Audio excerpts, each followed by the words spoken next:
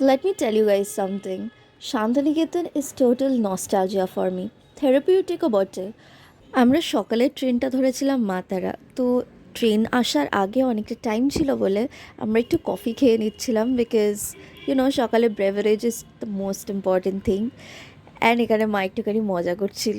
তারপরে আমরা ট্রেনে উঠে গেলাম। তৎকালে টিকিট কাটার কারণে আমাদের সিটগুলো আলাদা আলাদা বগিতে পড়েছিল।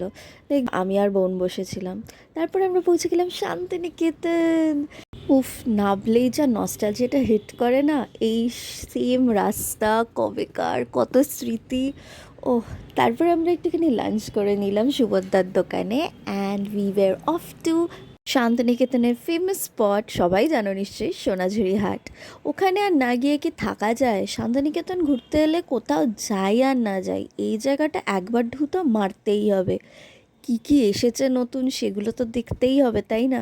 তো ওখান থেকে আমরা কিছু ছোটোখাটো শপিং করে নিয়েছিলাম।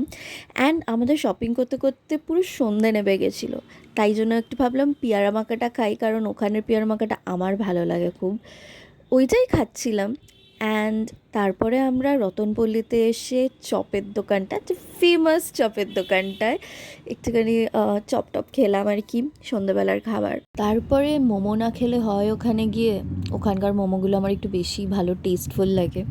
তো ওটাই খাচ্ছিলাম। আর দেখো ওখানে এরকম ছোট ছোট চায়ের কাপে স্যুপ দেয়, খুব ইজিলি খাওয়া যায়, ওটা বেশ কনভিনিয়েন্ট একটা জিনিস। আর এই মোমোটাতে আমাদের কত পুর দিয়েছিল সেটাই দেখাচ্ছিলাম।